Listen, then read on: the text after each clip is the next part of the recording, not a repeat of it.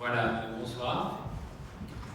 Alors, donc nous sommes dans une des conférences d'un cycle plus large de conférences intitulé Pensée, rationalité, culture et société d'islam, hier, aujourd'hui, demain, qui est organisé par l'Université catholique de Louvain, dans le cadre, donc par le secteur des sciences humaines et par de nombreux centres et instituts de notre université, que je ne vais pas tous citer ici, mais que vous pouvez voir ici sur les écrans. Et donc, il y a eu un certain nombre de conférences et il y en aura encore une dans ce cadre-là qui vous sera annoncée prochainement. I will switch now to English to introduce you to Heather Sharkey. We are very pleased to host Professor Heather Sharkey tonight.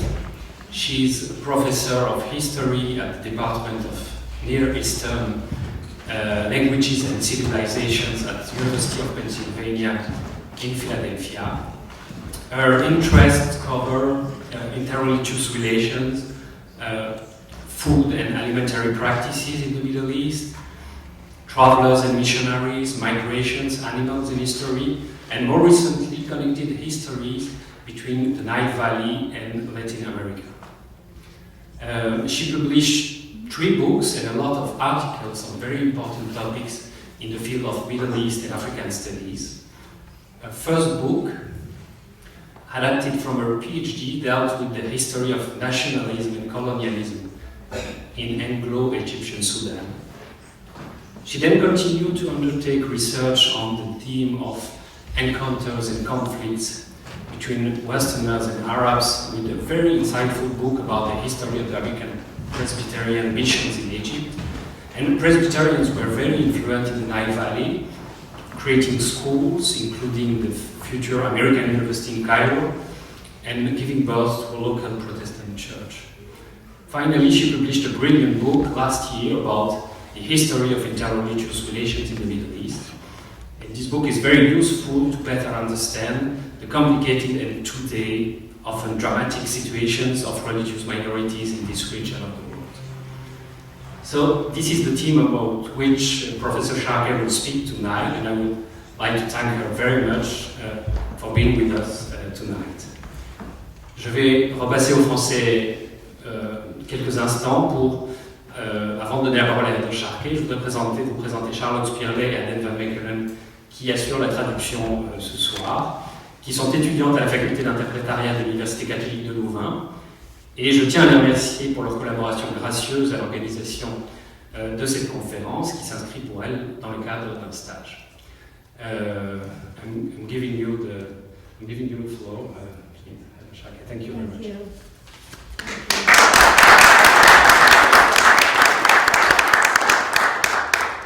Okay, I'm going to test the sound. Okay, can you all hear me now? Okay, and let me just check on this. Okay, good. I think we are here. Okay. First, let me say what a privilege it is to be here tonight. Thank you so much for this invitation to speak in this spectacular room, in this spectacular building, and in this wonderful city. I'm really honored to be here. So again, thank you very much. Over the years, my students at the University of Pennsylvania have repeatedly commented that the Middle East is a very religious place, maybe the most religious in the world. Many of them see religion as the driving force behind most Middle Eastern conflicts, whether it's the Israeli-Palestinian conflict, the Syrian civil war, or otherwise. But if we reduce Middle Eastern politics to religion, we lose a lot of meaning. We would be unable to explain adequately, for example, what one of my colleagues has called the real estate dispute, the struggle to own a piece of land which has driven the Israeli-Palestinian conflict since 1948. Religion has limits in what it can explain. At the same time, and returning to what my students often say, that the Middle East is more religious than everywhere else, I am skeptical because of what I know about European, African, South Asian, and of course North American history. We have a lot of religion in the United States, and it informs contemporary American political culture on a wide range of issues. Returning to the Middle East, my skepticism about the role of religion in the region's modern history was one of the things that led me to write my book called A History of Muslims, Christians, and Jews in the Middle East. Cambridge University Press in England published the book in its Contemporary Middle East series, which aims for general educated readers, advanced students, and policy setters. The book examines how and when religion in the Islamic Middle East was important in practice as opposed to in theory, how it shaped state policies, and how it affected Muslim, Christian, and Jewish people as they crossed paths in everyday life. In the book, I also tried to understand when religion was not important, when it was just one variable among others such as age, gender, profession, origin, and so on, in shaping how people looked at the world and moved within it. My framing question, in other words, was not how important was religion, but rather, how was religion important? Today, I would like to address this question about how religion was important, while focusing on the late Ottoman Empire and its legacies for the 20th and early 21st centuries. And before I start, I would like to give you a sense of my plan or roadmap for the talk. So first, I will consider a deceptively simple question: what is religion? Second, I will explain what I cover when I refer to the Ottoman Middle East, meaning the geographical and historical rationale for studying this region, as well as my time frame. Third, I will offer a thumbnail sketch of Islamic history, going back to the origins of Islam in the 7th century of the Common Era. This background is necessary to understand policies towards religion which early Islamic states established and which Islamic states have continued to follow to varying degrees until today. In the fourth section, I will turn to the heart of my paper to consider the 19th century reforms of the Ottoman Empire, when some policies towards religious communities dramatically changed. To explain the quality of relations among Muslims, Christians, and Jews in the late Ottoman Empire, I will tell you about what I call the theme of convergence and divergence. By this, I mean how Muslims, Christians, and Jews came together and intersected or converged, and how they moved or grew apart, diverged. I will focus especially on the century before the outbreak of World War I in 1914, when the Ottoman Empire was ruling much of the Middle East. And to illustrate my points, I will look at two kinds of history: the history of clothing and the history of the military. Finally, I will conclude by touching on some long-term consequences of this history for the contemporary Middle East and its religious dynamics. So I'll start with a confession. At some point while I was working on the book, the more I thought about religion as it affected state policies, social identities, and events in the Middle East, the less certain I became about what religion is or was. We seem to use the words religion or religious as an umbrella to cover many different things. Devotional practices like prayer, belief systems, including attachments to doctrines or creeds, legal systems, because certainly in many parts of the world, including most Islamic countries, people understand religion as setting legal frameworks for practices like marriage, and ethics, including forms of charity. We may also use religion to mean ideology, referring to fixed ideas about how we should run politics and social affairs. We may invoke religion also to describe what people do when they try to cope with fears about things that face all human beings, existential questions about why we suffer and die, and about what may happen to us after we die. And then there is also sectarianism. sectarianism as religious culture when it leads to a kind of us versus them, in-group and out-group sensibility, with each group, team, or sectarian entity struggling for resources or power. So sectarianism appears, for example, in Iraq today, often cited there, in tensions between Shi'is and Sunnis. In the English language, meanwhile, when we use the adjective religious, is when we say, oh, she's a religious person, we typically mean the performance of religious identity and devotion. That is what we might otherwise call public piety. Of course, religion can be all these things at once, ways of praying and celebrating holidays and thinking about life and death issues and so on. And yet as scholars, we should try to be conscious about how we use terms, especially considering that people's identities are the product of so many factors, not just religion, whatever that is, but also education, relative wealth or poverty, gender, age, family situation, and so on. So we can ask then, when are people acting in their religious roles, as Hindus, Catholics, and so on, and not as something else or something more? And what does it mean to be religious in any context? Before I answer this, I would like to tell you what one of the anonymous readers of my book manuscript wrote in his or her assessment for Cambridge University Press when the press was about to publish my book. And this assessment is part of what publishers call exit reviews. It's the last stage of manuscript production. After they agree to publish it, but they want to see one more time if it's okay, if there are any last corrections. So this person, this reviewer, presumably a professor at another research institution, expressed dissatisfaction with my use of the terms Muslims, Christians, or Jews. Merely by adopting these terms as the organizational principle for my book, this person argued, I reified them. I made them concrete, while rendering invisible any other identity that people may have shared. In a surprising comment, the referee also added, and here I quote, to speak of Jews, Christians, and Muslims before the 20th century is an anachronism.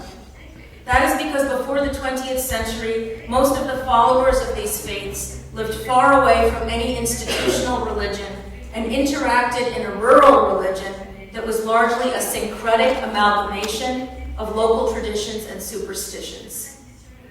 That's what the reviewer said. And anyway, this referee continued, why did I describe moments of communal conflict, as I occasionally did in the book?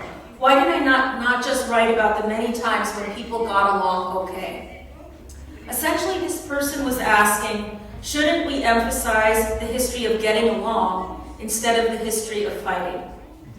So to give you an idea of what I covered, I briefly discussed in the book, for example, the so-called Damascus affair, which took place in Syria in 1840. This was a notorious episode when Christians in the city accused Jews of killing an Italian priest and making bread from his blood and bones, whereupon Muslim authorities, who at that time represented the government of Egypt, tortured the Jews with the encouragement of French diplomats in order to extract confessions. Many observers have pointed to the Damascus affair of 1840 as an example of how European Christians exported basically their forms of anti-Semitism to the Islamic Middle East. I share this person's criticism with you for two reasons. First, because I think there was some truth to the claim that if we focus too much on conflict, we can make conflict more concrete. And second, because the comment frustrates me. Was this person suggesting that we should make, or we could make, conflicts in history go away if we don't mention them? Is forgetting an ethical option? And what should we choose to forget or remember? To make a happy and peaceful future, should we focus on moments of past harmony and elide the bad stuff? And these, again, are questions that trouble me. So having said all of this, I do actually emphasize the history of getting along in an everyday way. I try to tell what I call the history of the unsensational among Muslims and non-Muslims, who lived side by side for generations and centuries in conditions that were mostly pretty good. And yet I argue that religion, however we define the term, was an important part of people's identities, even if religion wasn't everything. So maybe our responsibility is to determine some acceptable proportion for assigning religious sentiment a role in the histories we tell. But then, of course, the challenge is, how much religion should we include? Now, the story, we can talk some more about that, and I will discuss that going along. But I would now like to turn and tell you a little bit about more of the framework for the book. So the story that I tell in the book relates to what I call the Ottoman Middle East. And so I propose to give you some background on this idea of the region. I always tell my students in the United States that the Middle East is an idea, not a place. There is no fact about where the Middle East absolutely is. If you search on the internet for Middle East maps, you will find many different versions. Americans especially seem to vary widely in their opinions of what the Middle East includes, with some including the totality of the North African countries as far west as Morocco, and with others extending as far east as Afghanistan.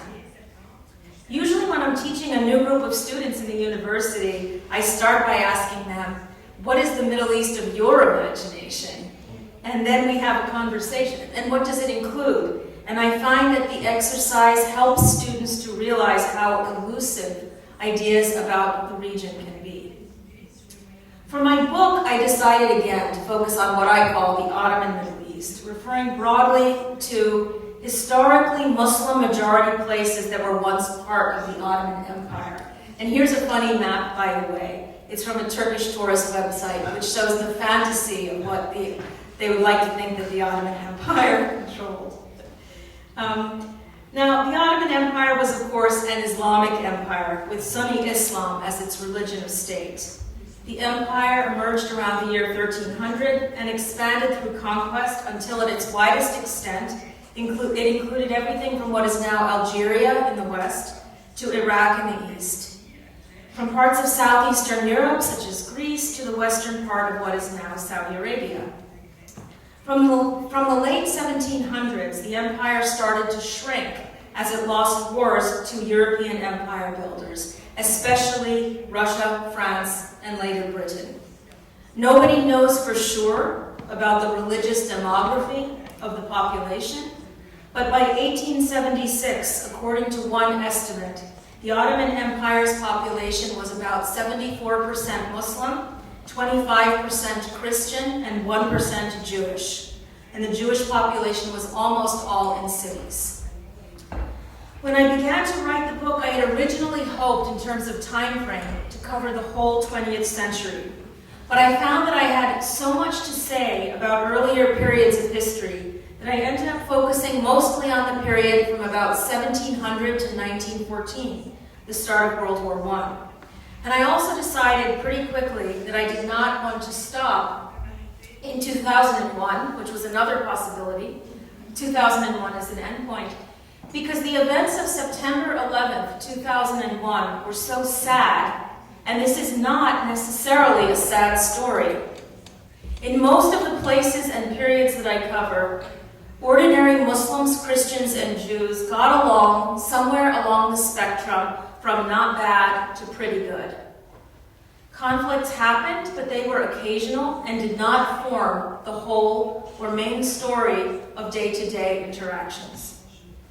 I stopped with World War I because, as you know, the Ottoman Empire sided with Germany and the Central Powers and lost.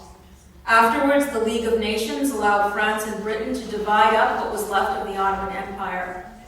Many of the countries that you see on the map today, Lebanon, Syria, Iraq, and so on, were contrivances of these post-World War I settlements. It is a matter of convenience to end with World War I also, because then we can study the Ottoman Empire as a single political laboratory which developed policies about religious communities. Now, the Ottoman Empire, like many Muslim-majority polities until today, followed laws and policies about religion and family affairs, which followed early Islamic precedents.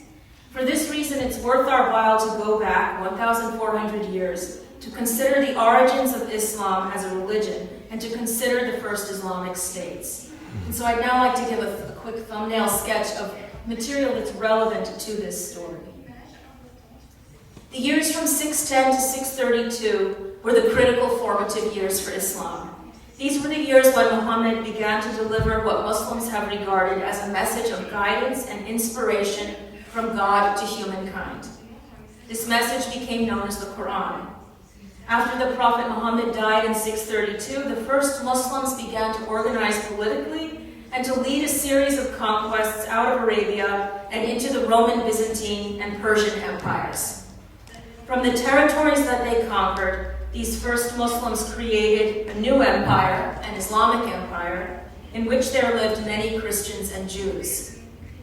The Muslims reached peace agreements with these non-Muslims that included the following terms. Christians and Jews could continue to live in Islamic states with little interference as long as they paid a special tax called the jizya, as long as they respected the Islamic social order, and also as long as they recognized their subordination to Muslims. Muslims also stipulated some other things. For example, that Christians could not ring church bells, that Christians and Jews could not carry weapons or ride horses, and that they could not build new places of worship or repair old ones. The Muslims called Christians and Jews dhimmis, which literally meant people of the pact, referring to this social contract. Over the centuries, Islamic states in different places maintained this system towards Christians and Jews as dhimmis while adapting it to meet changing circumstances. So, for example, the original conquest agreement said that non-Muslims should not speak like the Arabs, but this rule became impractical as the Arabic language spread in conquered territories. In the mid-1800s, the system towards non-Muslims as dhimmis began to change in the Ottoman Empire. And to understand how and why things changed, we need to recall some trends in world history. By the late 1700s, Russia and France, and later in the 1800s, Britain, began to chip away at Ottoman territories in order to build up their own empires. The Ottoman Empire had won many wars in earlier centuries, but now it began to lose. In the 1820s, Greeks, agitated successfully for independence from the Ottoman Empire. Their success inspired other, mostly Christian populations in the Ottoman lands, especially in the Balkans, to aspire to independence too. And meanwhile, some progressive and highly educated Muslim thinkers in the Ottoman Empire were becoming inspired by the French Revolution and Enlightenment ideals. Starting in the early 1800s, Ottoman sultans and their advisors began to promote reforms which they hoped would build morale, deflect the challenges posed by new nationalist movements, and make the empire stronger from the inside. These reforms became known as the Tanzimat, meaning the reorganizations, and they gave rise to an entire period of Ottoman history, the Tanzimat period, which lasted until 1876, when a new sultan came to the throne and began to push back on some of the changes while encouraging a return to the older traditional Islamic order. So I'm going to tell you about some of the reforms shortly, and I'll describe them in greater detail. But let me end this background by summarizing a few key policies regarding religion, which Islamic states, including the Ottoman state, followed. So first, Islamic states historically and even today expected people to have a religion. You were either Muslim or non-Muslim, and if you were non-Muslim, then you were expected to believe in one God and to have sacred scriptures. This insistence on monotheistic belief comes from the Quran and explains why Islamic states consistently across history accepted Christians and Jews as protected subjects. Second, early Islamic states also set the precedent that people could convert into Islam but could not leave it. Muslim men could marry Christian and Jewish women, but not the reverse. These policies over the centuries led to the slow but steady spread of Islam, or Islamization, through processes of conversion and intermarriage that resulted in demographic change. Muslims went from being a ruling minority in the 7th century to being a majority of the Middle East's population within about 500 years. So you need to know these pieces of information so that you can understand that religion in the Middle East did not work historically the way it may work in Belgium now in 2019. People did not have the full range of options for changing, professing, or rejecting religion that we in this room may expect. At the same time, Islamic states worked from the assumption of Muslim social dominance. The Ottoman states, and again, now going into greater detail, the Ottoman state under the sultans began to make a series of reforms in the mid-1800s, reforms intended to strengthen the state. And one of the biggest, most dramatic policy changes of all was to abandon the language of Muslim privilege, which had confirmed the idea of non-Muslims as dhimmis, while promoting instead ideas about religious equality or religious parity among Muslims, Christians, and Jews. One of the first moves in this direction came in 1839, when the Sultan issued an edict that drew inspiration, among other things, from the Virginia Bill of Rights of 1776, which influenced the writing of the American Declaration of Independence soon afterwards. The Sultan declared, "Are not life and honor the most precious gifts to mankind?" The Sultan in his decree answered by promising to honor life, liberty, and property, and did so without either privileging Muslims or specifying conditions for dhimmis. On the contrary, the edict proclaimed that these imperial concessions are extended to all our subjects of whatever religion or sect they may be. This was a dramatic change. Some argue that it started to signal the possible transformation of Muslim, Christian, and Jewish subjects into something more like citizens. An edict of 1856 went even further with its language of equality. "I desire to increase well-being and prosperity," the Sultan proclaimed in this text, "to obtain the happiness of all my subjects who in my eyes are all equal and equally dear to me."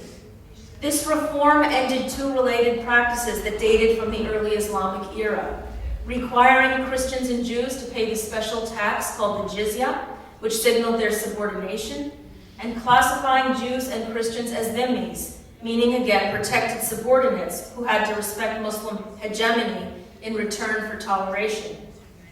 But some important questions about this history of reforms still linger and lead to debate. So historians ask, was the Sultan sincere about religious liberty? Or was it rather, as some people claimed then and later, that the British ambassador had pressured him to say these things because the Ottomans needed British support in their wars against Russia? What impact did these two edicts have on relations between Muslims on the one hand and Christians and Jews on the other? Did reforms like these improve relations among Muslims, Christians, and Jews? Or did they make things worse? Did they instead cause resentments among Muslims towards non-Muslims whose status seemed to be rising? To be clear, Catholic and Protestant missionary schools and Jewish schools of the Alliance Israélite Universelle were certainly increasing the educational and economic mobility of Christians and Jews relative to Muslims in the 19th century. Some scholars have argued that the Ottoman Tanzimat reforms improved the situation of non-Muslims generally, while building an idea of Ottoman citizenship or nationhood that connected Muslims and non-Muslims together. But others have argued the opposite, that Muslim-Christian and Muslim-Jewish relations took a turn for the worse during the 19th century and led to civil wars and massacres in places like Lebanon, Damascus, Syria, and what's now Turkey. Massacres against Armenian Christians in Anatolia, basically corresponding to what is now Turkey, stand out especially. These massacres occurred first in the 1890s and predated the events starting in 1915 that many Armenians now remember as genocide. Thinking about this whole history, The pessimistic view seems stronger right now and reflects the mood of our times. I would simply argue that in the 19th century, things did get better and did get worse. It depended on who you were and where you lived. The situation may have been bad for Armenian Christians in what's now Eastern Turkey, around 1895, for example. But in the same period, Muslims, Christians, and Jews in Egypt were getting along perfectly fine. In fact, in Egypt, relations were better than ever. In the time remaining, I would like to tell you about two places in history where we can see the changing situation of Christians and Jews relative to Muslims in this period. The history of clothing on the one hand, and the history of the military on the other. By juxtaposing fashion and military history, we can see how, during the same period, though in different ways, Christians, Jews, and Muslims were at once coming together and converging, and then moving apart and diverging in processes of new forms of camaraderie forming, but also alienation and mutual mistrust. So I'm especially interested in the history of the mundane or the quotidian, the history of everyday life. And so in the book, I look at a wide range of sources, such as memoirs, cookbooks, photographs, and evidence from material culture, such as ceramic bowls and textiles.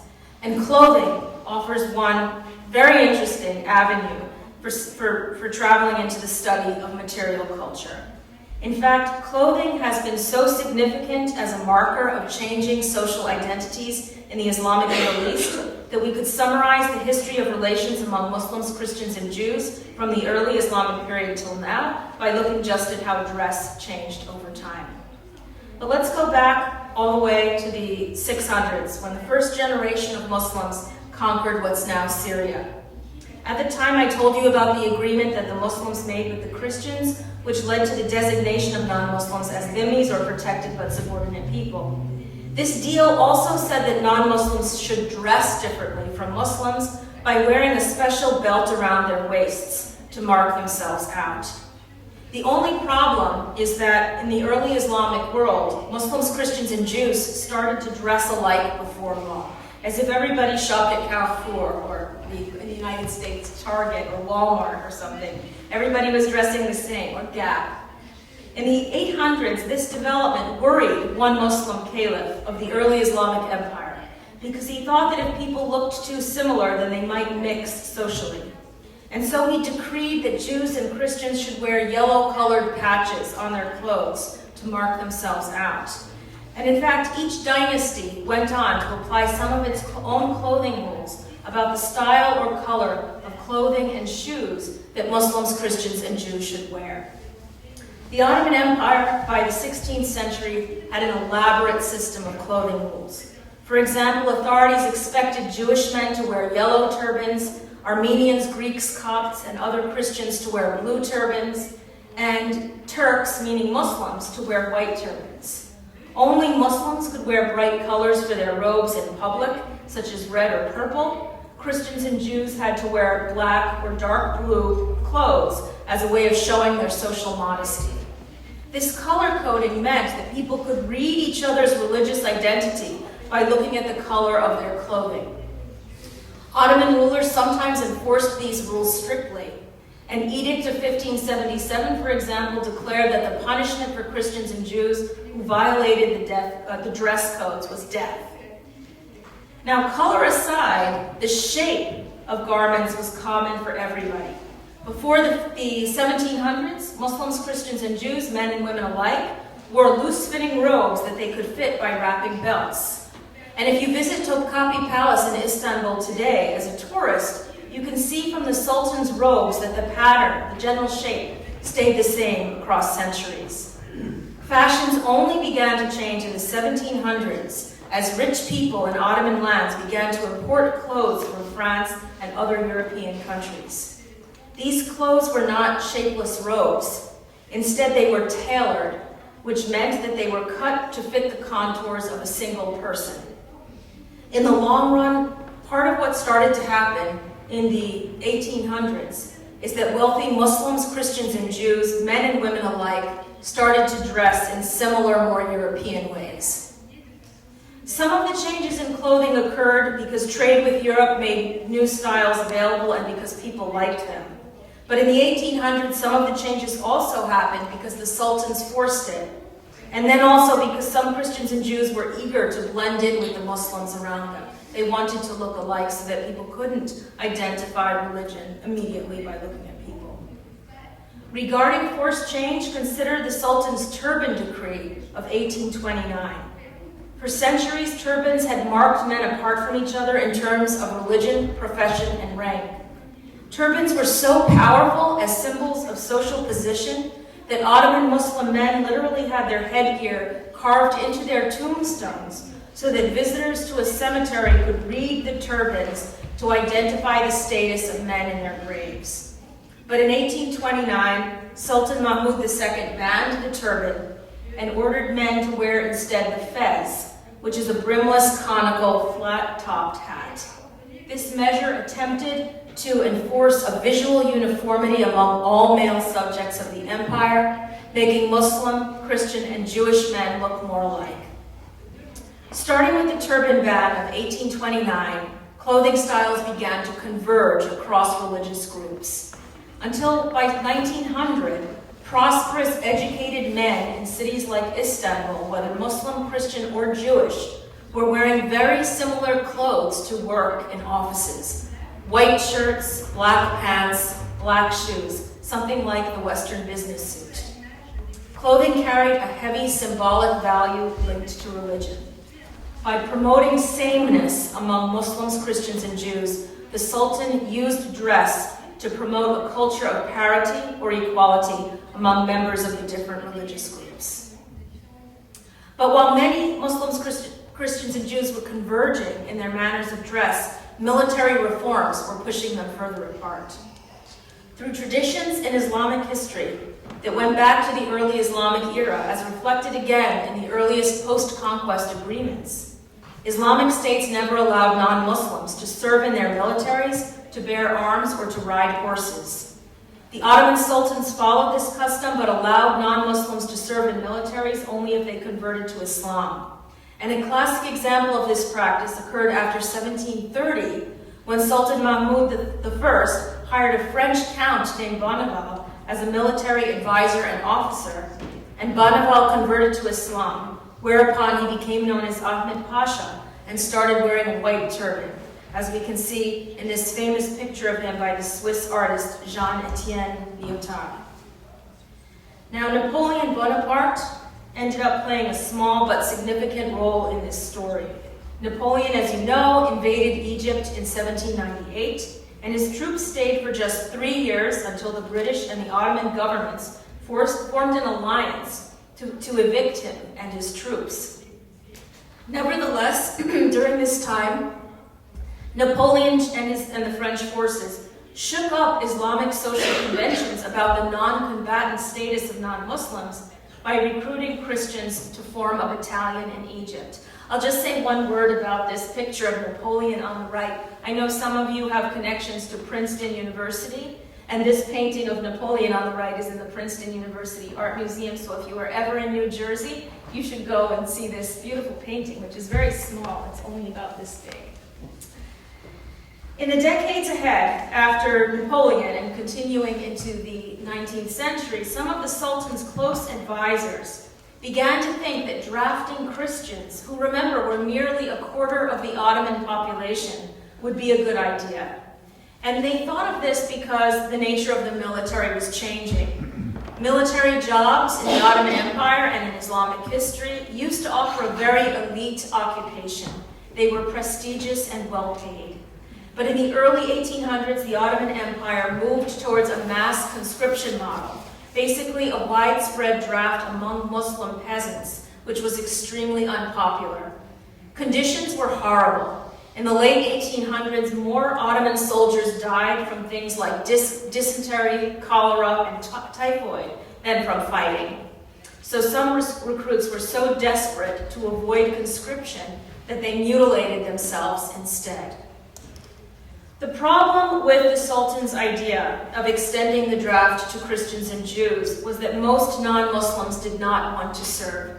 and most Muslims opposed the idea of having Christians or Jews in the army too.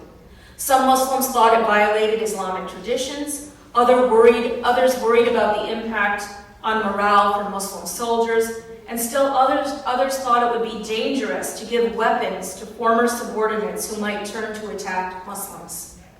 As a result, in the 1850s, right around the time that the Sultan decreed religious equality among subjects, Christians and Jews began to pay a special tax to exempt themselves from military service. This tax was worth the same as the jizya tax, which Christians and Jews as dhimmis had paid. So in other words, Christians and Jews ended up paying the same tax that they had been paying before, and they did not serve in the military. The situation became moot.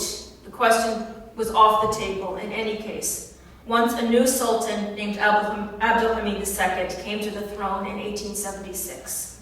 Abdul Hamid II reasserted the empire's Islamic dimensions and stopped the liberalizing reforms that had occurred in the Tanzimat period.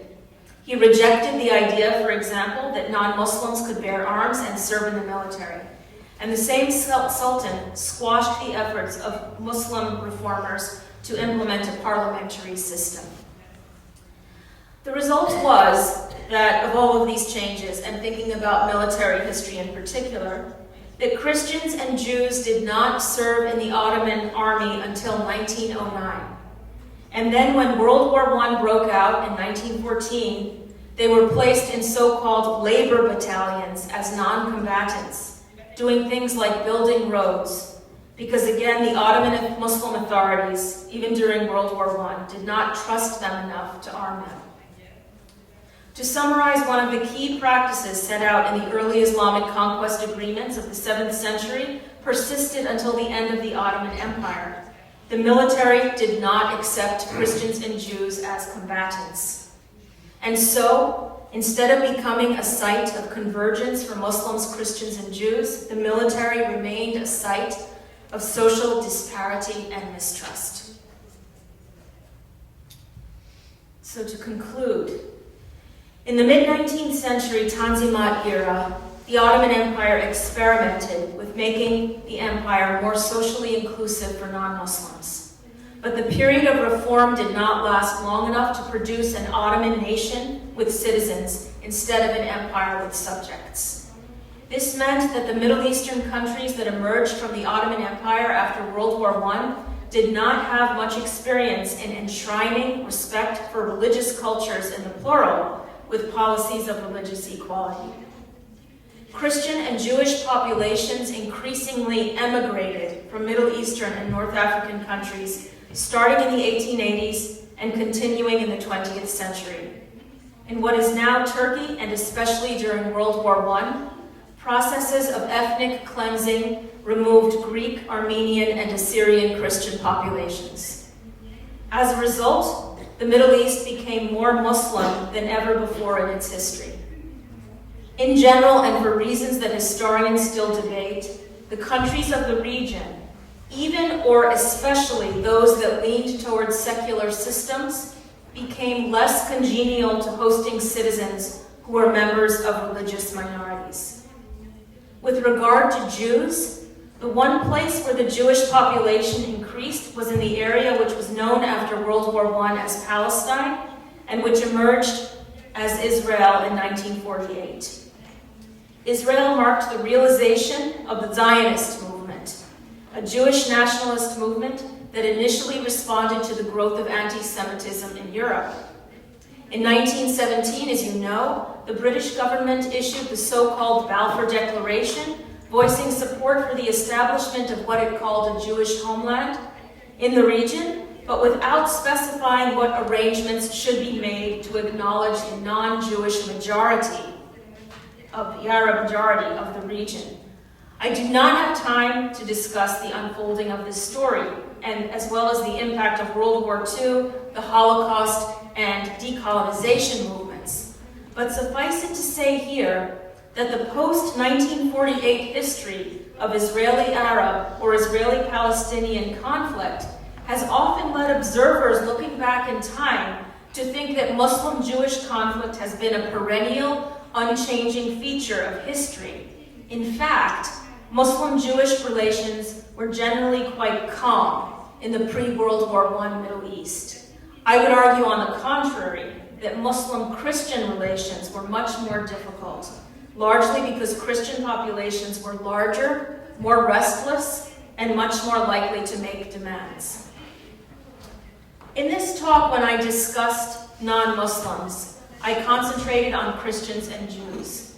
I did not have time to discuss communities that I would call the not-quite Muslims, groups like the Yazidis, Druze, and Alawites, which did not easily fit into the tripartite Muslim-Christian-Jewish scheme that Islamic states in the Middle East had historically accommodated. In its policies towards these groups, the late Ottoman state alternated between coercion and assimilation, and between repression and accommodation. Today, the ambiguity of these not-quite Muslim groups reminds us of the heterogeneous cultural landscapes that the region historically supported, just as it also reminds us of the differences between Islamic statecraft in theory versus in practice. Islamic states, including the Ottoman state, required its subjects to have a religion. I am inclined to believe that this fact alone played a critical role in shaping who people were and how they thought of their places in the world and their relations to others. The state expected people to identify as Muslim, Christian, or Jewish and applied laws accordingly, with consequences for whom one could marry, how much and what kind of tax one should pay, whether a person could serve in the military or not, and more. Perhaps then, in our effort to study religious communities in the past, we need to ask about how and how much the state's use of religion as a legal, fiscal, and social category shaped collective behaviors and expectations in the course of day-to-day affairs. More than anything else, it may be this Islamic practice of institutionalizing religion which has made Middle Eastern states and societies seem so religious to people who live in other parts of the world, where religious identity has become increasingly open to self-selection, mutation, and even rejection. Thank you very much.